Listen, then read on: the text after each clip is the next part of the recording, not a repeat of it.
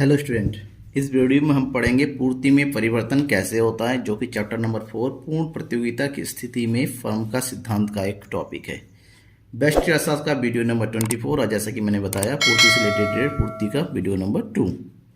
पूर्ति में परिवर्तन कैसे होता है, क्यों होता है, इसका वक्र कैसे बनता है, इसके लिए आपको पूरी वीडियो को देखना होगा लास्ट तक। सब्सक्राइब करना होगा चैनल को, ताकि आप इसके बाद के वीडियोस को भी जानना चाहते हैं, पढ़ना चाहते हैं। पूर्ति में परिवर्तन दो प्रकार से होता है। एक होता है पूर्ति वक्र पर संचलन और दूसरा होता है पूर्ति वक्र का खिसकाव। पूर्ति वक्र पर संचलन तब होता है जब अन्य कारक स्थिर रहते हैं और केवल कीमत में परिवर्तन होता है, जबकि पूर्ति वक्र का खिसकाव तब होता है जब कीमत के अतिरिक्त अन्य कारकों में परिवर्तन होता है और कीमतें स्थिर रहती हैं। पूर्ति वक्र का संचलन दो प्रकार से होता है। एक है पूर्ति का विस्तार, दूसरा पूर्ति का संकुचन। पूर्ति वक्र का खिसकाव भी दो प्रकार का होता है, पूर्ति में वृद्धि और पूर्ति में कमी। अब हम इसको डिटेल से पढ़ेंगे, ठीक है ना। डिटेल से पढ़ेंगे क्या होता है, क्यों होता है, कैसे होता है। सबसे पहला टॉपिक हमारा है पूर्ति वक्र का संचलन। पूर्ति वक्र का संचलन movement along a supply curve.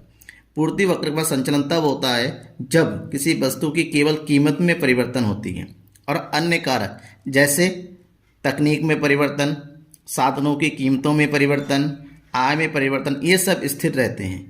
केवल कीमत में परिवर्तन होता है तो वस्तु की पूर्ति में भी परिवर्तन होता है, और इस प्रकार के परिवर्तन को ही पूर्ति वक्र पर संचलन कहते हैं। ऐसा इसलिए क्योंकि इस स्थिति में जो पूर्ति वक्र होता है, जो मूल रूप से जो पूर्ति वक्र बनाया जाता है कि मौलिक पूर्ति वक्र, उसमें कोई परिवर्तन नहीं होता है। जैसे अगर ये पूर्ति वक्र बन गया, पूर्ति वक्र यही रहेगा, ये केवल ऊपर या नीचे की ओर क्या होता है, संचलित होता है, ठीक है ना। इस प्रकार जो परिवर्तन होता है दो प्रकार का होता है, पूर्ति वक्र का विस्तार और पूर्ति वक्र का संकुचन। सबसे पहले हम पूर्ति वक्र का विस्तार पढ़ते हैं। अगर अन्य बातें समान रहे, कोई परिवर्तन नहीं हो, तो वस्तु की कीमतें में अगर वृद्धि होती हैं तो उसकी पूर्ति में भी वृद्धि होती है। इस स्थिति को पूर्ति का विस्तार कहते हैं। जैसे एग्जाम्पल, वस्तु की कीमत 2 है, पूर्ति की मात्रा है 20 यूनिट, कीमत बढ़ के 5 हो गई, ठीक है ना, तो पूर्ति की मात्रा में वृद्धि हो गई। ठीक, जैसा कि आपने पूर्ति के नियम में पढ़ा था, पूर्ति की कीमत के बढ़ने पर पूर्ति की मात्रा, वस्तु की कीमतें बढ़ने पर पूर्ति की मात्रा में वृद्धि होती है। अब इसको अगर ग्राफ के रूप में शो करें तो कैसा होगा, कीमतें हैं 2, मात्रा है 20, 2 कीमत पर 20 यूनिट, ठीक है ना। उसके बाद कीमत बढ़ के कितनी होगी 5 और मात्रा बढ़ के होगी 50, तो इसको हम स्केल लेंगे, इसके बराबर मिलाएंगे, ठीक है ना, ये वाला पॉइंट। अब दोनों पॉइंट को आपस में आप मिलाते हैं तो ये देखिए जो सप्लाई कर्व बनेगा कुछ इस तरह से बनेगा, ठीक है ना। ये जो है पहले कीमत P और उस कीमत पर उसकी सप्लाई क्वांटिटी, कीमत बढ़ गई ऊपर की ओर, यहाँ पर प्लस हो गई तो ये हो गई P1, उसी पर सप्लाई में भी वृद्धि हो गई तो ये हो गया आपका Q1, ठीक है ना। यानी कि A बिंदु से ये संचलित हुआ आगे की ओर B बिंदु पर। इसी स्थिति को हम कहेंगे पूर्ति का विस्तार, ठीक है ना। अब हम दूसरा देखेंगे, पूर्ति का संकुचन। अन्य बातें अगर समान रहती हैं, कोई परिवर्तन नहीं होता। अगर वस्तु की कीमतें कम होती हैं तो वस्तु की पूर्ति भी कम हो जाती है, ठीक है ना। और इसी कमी को हम कहते हैं पूर्ति का संकुचन। अगर पूर्ति संकुचित हो गई, वस्तु की कीमत 5 थी पहले और मात्रा था यूनिट, वस्तु की कीमत घट गई, माइनस हो गई, तो मात्रा में भी कमी आ गई, ठीक है ना। कैसे, देखिए वस्तु की कीमत 5 है, यानी कि ये P मूल कीमत, इसी पर वस्तु की सप्लाई हो रही है कितनी यूनिट की, 50 यूनिट की।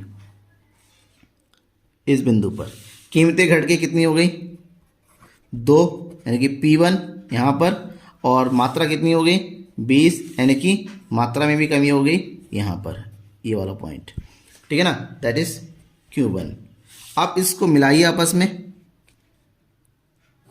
ये देखिए सप्लाई पहले ये था, यहाँ से ये संचलित हुआ नीचे की ओर, दैट इज ये B, तो इसको कहते हैं पूर्ति का संकुचन, ठीक है ना। ये है पूर्ति का संकुचन, इस स्थिति को बोलेंगे जब ग्राफ ऊपर से नीचे की ओर आ जाता है। इसके बाद हम जो पढ़ेंगे पूर्ति वक्र का खिसकाव क्या होता है। अगर कीमत के अतिरिक्त कीमत में कोई परिवर्तन नहीं होता है, अन्य कारकों जैसे तकनीक में परिवर्तन होता है, तकनीक में सुधार होता है, आय में वृद्धि होती है, ऐसे परिवर्तन होता है, तो ऐसे में जो पूर्ति वक्र होता है अपने स्थान बदल देता है, अपने स्थान छोड़ के आगे की या पीछे की ओर खिसक जाता है, जिसे पूर्ति वक्र का खिसकाव होता है। और ये परिवर्तन दो प्रकार से होता है, एक है पूर्ति में वृद्धि होने पर, दूसरा है पूर्ति में कमी होने पर। सबसे पहले पढ़ लेते हैं पूर्ति में वृद्धि।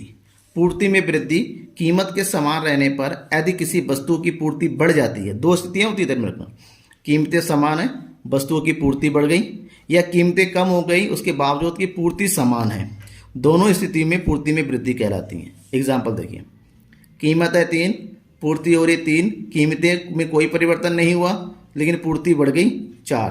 कीमत में परिवर्तन ना होने पर पूर्ति बढ़ गई तो ये पूर्ति में वृद्धि हुआ। कीमतें के कम होने के बाद भी पूर्ति में कमी होनी, यानी कि 3 रुपये में 3 पूर्ति, 2 कीमतें घट गई तो पूर्ति घटनी चाहिए लेकिन नहीं घटी, पूर्ति अपनी जगह पर है, तो ऐसी स्थिति को पूर्ति में वृद्धि कहेंगे। अब इसी को अगर हम ग्राफ के रूप में से शो करें तो देखिए क्या होता है।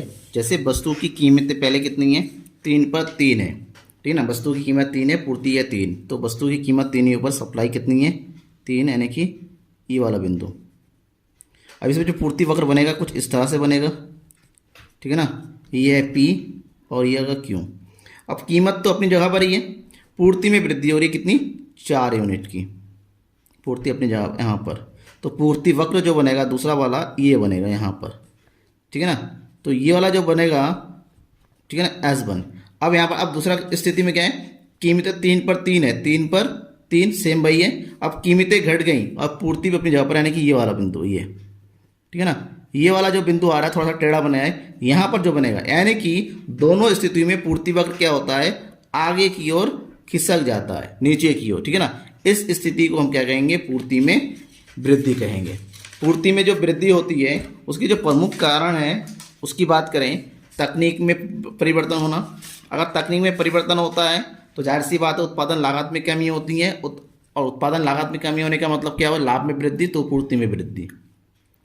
उत्पादन साधनों की कीमतों में कमी होना, उत्पादन के साधनों में कीमतें कमी होती है, वस्तुओं की उत्पादन लागत घटती है, उत्पादन लागत घटने से लाभ में वृद्धि होती है, ऐसे उत्पादक पूर्ति भी बढ़ा देती हैं। स्थानापन्न वस्तु कीमतें में कमी, उद्योगों में फर्म की संख्या में वृद्धि और भविष्य में कीमतें घटने की संभावना, ये सभी कारक ऐसे होते हैं जिससे उत्पादक जो है वर्तमान में वस्तु की पूर्ति बढ़ाने के लिए क्या हो जाते हैं, बाध्य हो जाते हैं, ठीक है ना।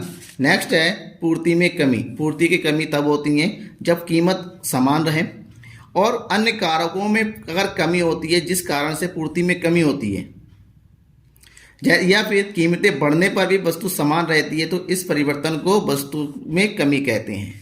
दो स्थितियां जैसे पहले बताया था, कीमतें 3 है, मात्रा कितनी है 2, कीमतें अपनी जगह पर है, वस्तुओं की पूर्ति की मात्रा घट गई, ठीक है ना। कीमतें घट गई लेकिन पूर्ति की मात्रा सेम वही है, सॉरी कीमतें बढ़ गई तो मात्रा बढ़नी चाहिए थी लेकिन मात्रा नहीं बढ़ी, दोनों स्थितियों को पूर्ति में क्या कहेंगे, कमी कहेंगे। ग्राफ के रूप में शो करते हैं इसको, ठीक है ना। कीमत 3 पे 3 पर 3 यूनिट की पूर्ति, ये वाला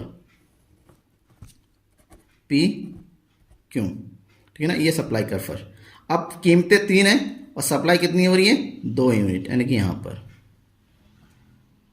ये वाला पॉइंट है, ठीक है ना। कुछ इस तरह से बनेगा। अब यहाँ पर देखिए ऊपर क्यों खिसक गया, तो ये बन गया S1, ठीक है, सप्लाई का 2 ऊपर की, यानी कि इसको बोलते हैं कमी होना। इस स्थिति में कीमतें 3 है तो वही सेम, और कीमतें बढ़ के अगर 4 हो गई तो मात्रा कितनी है 3 ही है, यानी कि ये देखिए यहाँ पर मात्रा अपनी जगह पर ही है। तो इन दोनों सिचुएशन में क्या होती है, इसको कहेंगे पूर्ति में क्या होना, कमी होना। अब कमी किन के कारण, वृद्धि के जो कारण होता है उसका ठीक विपरीत कमी का कारण होता है पुरानी तकनीक होना, उत्पादन के साधनों की मात्रा में वृद्धि होना, स्थानापन्न वस्तुओं की कीमतों में वृद्धि होना, फर्मों की संख्या कम हो जाना, या भविष्य में अगर वस्तु की कीमत बढ़े तो वर्तमान में वस्तुओं की पूर्ति घट जाती है। इन सभी कारणों से पूर्ति में कमी आती है। Thank you.